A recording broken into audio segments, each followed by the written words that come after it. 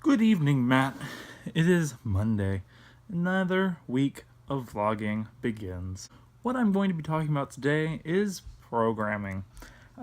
So recently I've been working on a project with knitting, which is involving knitting a cable knit, where I've got to knit a certain amount of a pattern and then do it over again. The little mechanical counter I have is very hard to move, and it just was really awkward and taking way too much time, and I just wanted to get, faster and faster at it so that I can move on to other knitting projects. So I started thinking about a way I could get some kind of device on my wrist or something like that, where it would be easily there. I can just tap a button and I could program it to, whatever it would be.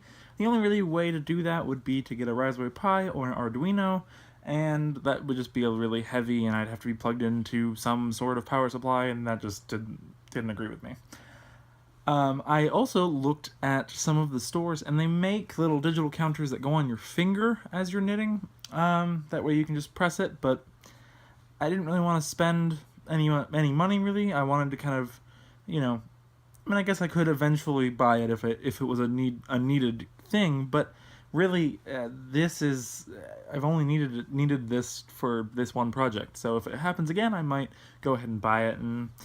But so I was thinking about what I could use to do this program, to run it, and to do something very simple and basic. And that brings me to a programming language called TI Basic, which is what the calculators from Texas Instruments use. Now, back in high school, I did a lot of programming on these. I believe I have some printed out script of something somewhere in my room or in an old notebook or something that had a game I was working on, and I was pretty far into it.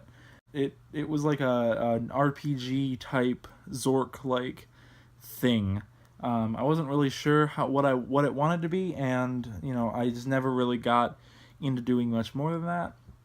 Mainly because I was much happier just getting online and playing Minecraft, so that was pretty good to me.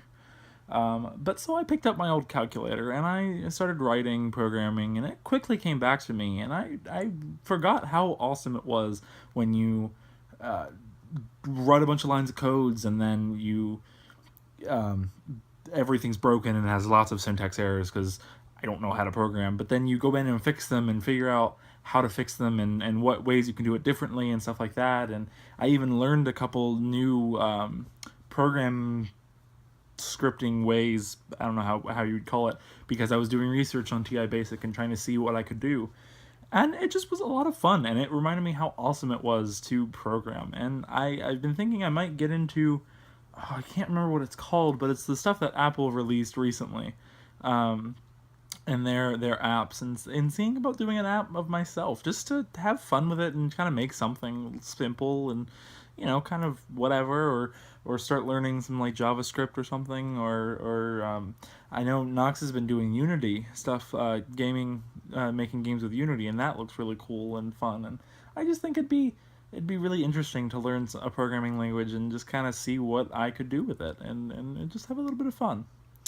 So anyways, that's going to be about it for this vlog. Let me know your thoughts on programming. Have you learned, do you know any languages? Are you interested in learning any languages?